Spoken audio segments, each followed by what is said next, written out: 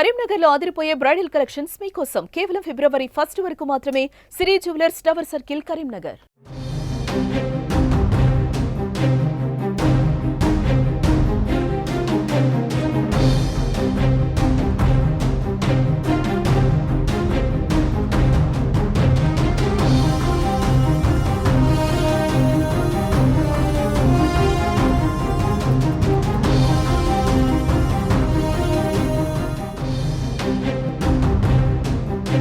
నమస్తే, welcome to Suman TV Karimnagar. నేను మీ అనిల్. కరీంనగర్ జిల్లా గంగాధర మండలం కొండనపల్లి గ్రామ శివారులో తుప్పల్లో దొరికినటువంటి మృతదేహం మంచిర్యాలకు చెందినటువంటి మమతగా మనకు తెలిసిపోయింది. పోలీసులు గుర్తించారు. అయితే ఈ మమత ఎపిసోడ్ చాలా మలుపులు తిరుగుతుందని చెప్పేసి మనం అనుకోవచ్చు. మంచిర్యాలలో శనివారం తన బాబుతో కారెక్కినటువంటి మమత సోమవారం నాడు కరీంనగర్ జిల్లాలోని శివారు ప్రాంతంలో విగత జీవిగా మారింది. అసలు ఈ ఎపిసోడ్ అంతా కూడా ఏం జరిగింది? మమత తల్లిగారి సైడు, అదేవిధంగా మమత అత్తమ్మ వాళ్ళ నుండి మనం మరి స్పందన వింటే కొన్ని అనుమానాలు వ్యక్తమవుతున్నాయి. అసలు ఈ స్టోరీ అంతా కూడా ముందు ఎక్కడ స్టార్ట్ అయింది, ఎలా స్టార్ట్ అయింది, అసలు ఏందనేది మనం ముందు నుండి తెలుసుకునే ప్రయత్నం చేద్దాం.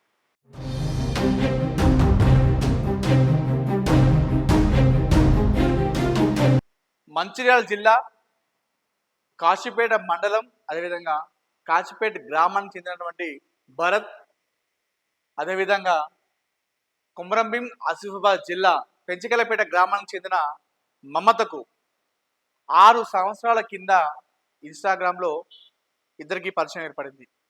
ఈ పరిచయం కాస్త ఇద్దరి మధ్య ప్రేమగా మారింది. అదే వివాహానికి దారితీసేది. పెళ్ళి అయిన తర్వాత వారికి బాబు కూడా పుట్టడం జరిగింది. ఆ బాబు పేరు ధ్రువన్. అయితే మమతకు పెళ్ళయ్యే సమయంలో, మమతకు భరత్తో పెళ్ళి అయ్యే సమయంలో తను పెంచుకున్న తల్లి దగ్గర ఉన్నట్టుగా తెలుస్తుంది. ఆ పెంచుకున్న తల్లి పేరే సుశీల. ఆ సుశీల వచ్చేసి మంచిర్యాలకు చెందినటువంటి మహిళ. మమతకు తల్లిదండ్రులు ఉన్నప్పటికీ తను మరి తల్లిదండ్రుల దగ్గర ఉండట్లేదు. అంటే ఆ పెళ్ళయ్యే సమయానికి మాత్రం తను పెంచుకున్న తల్లి సుశీల దగ్గర ఉంది. ఆ సుశీలనే ఆ పెళ్లి కూడా చేసింది. మరి ఆ పేరెంట్స్ దగ్గర ఎందుకు ఉండట్లేదు అనే విషయం మనకు అది నెక్స్ట్ థింగ్. పేరెంట్స్ దగ్గర తల్లిదండ్రులు ఉన్నారంట, మరి ఆ పేరెంట్స్ దగ్గర ఎందుకు ఉండట్లేదు అనేది మనకు అది తర్వాత విషయం. ఆ పెళ్ళయ్యే సమయానికి మాత్రం సుశీల అన్న మహిళ దగ్గర ఉంది. సుశీలనే అన్నీ తానే మమతకు పెళ్లి చేసింది.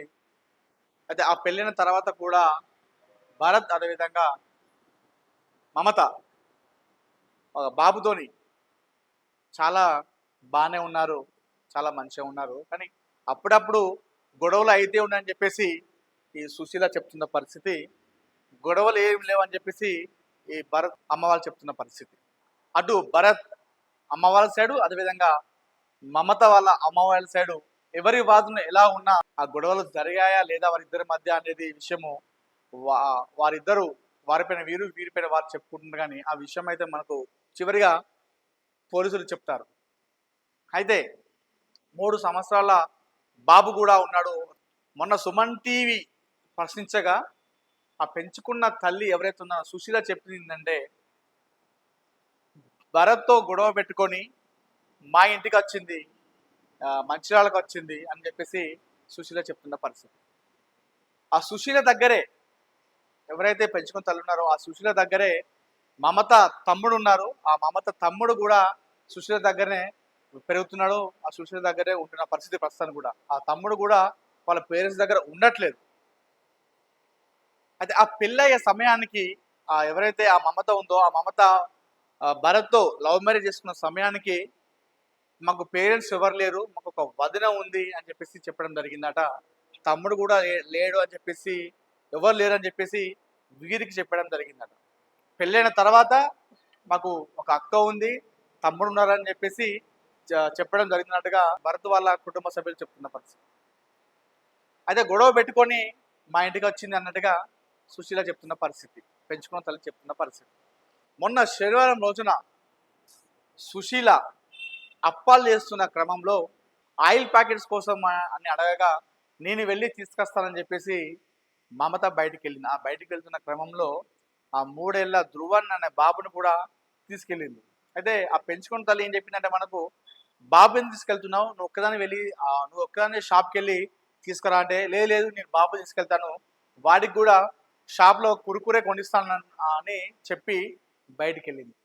ఆ రోజు బయటికి వెళ్ళినటువంటి మమత మనకు సోమవారం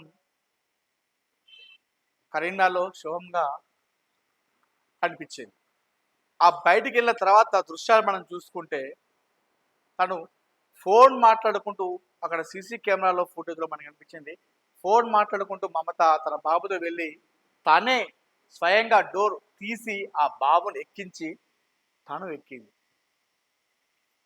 ఆ ఎక్కిన తర్వాత శనివారం ఎక్కింది. అక్కడ శనివారం ఎక్కింది. తర్వాత ఆ సీసీ కెమెరా వాళ్ళు చూడడం జరిగింది, ఏదో కార్ ఎక్కి వెళ్ళిపోయినట్టుగా వాళ్ళు భావించుకున్నారంట.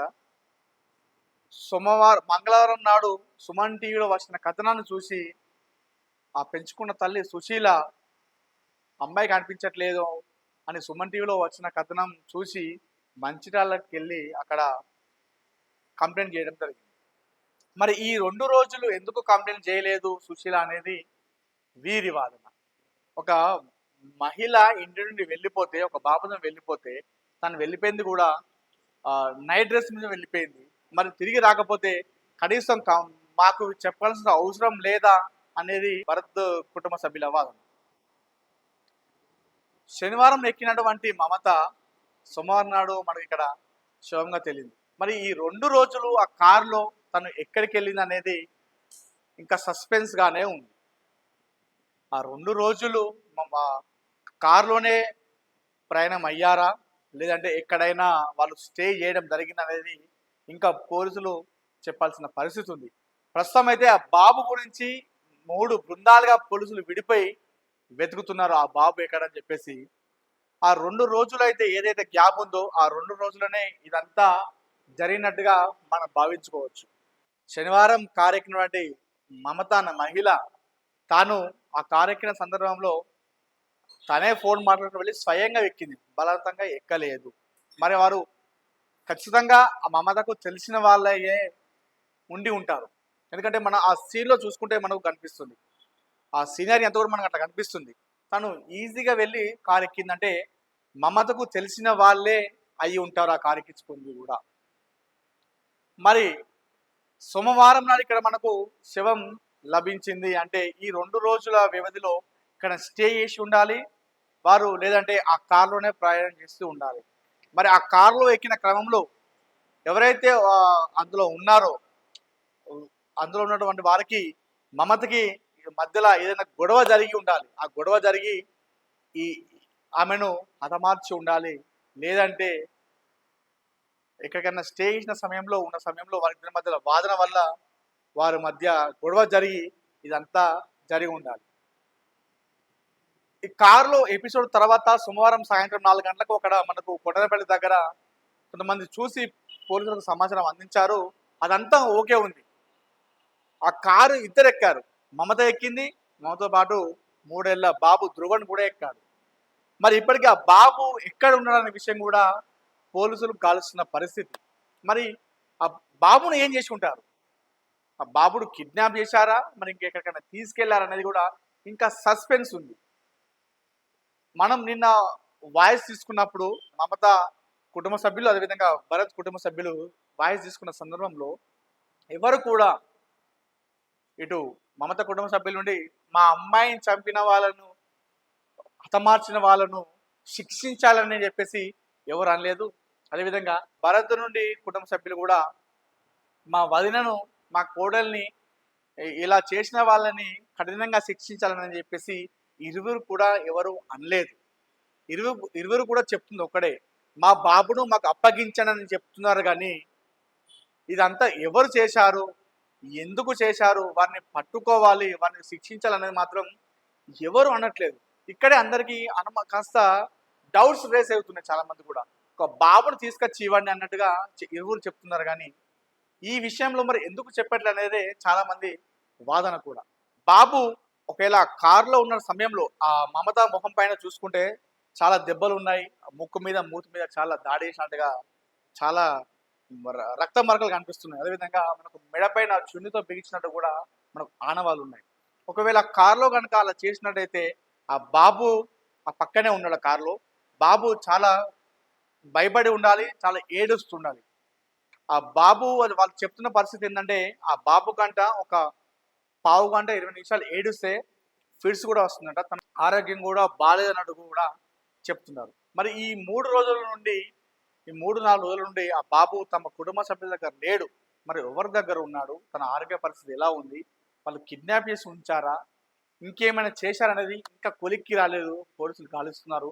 ఈ మొత్తం ఎపిసోడ్ అంతా కూడా చాలా మంది కూడా అనుమానాలు రేకెత్తిస్తున్నాయి.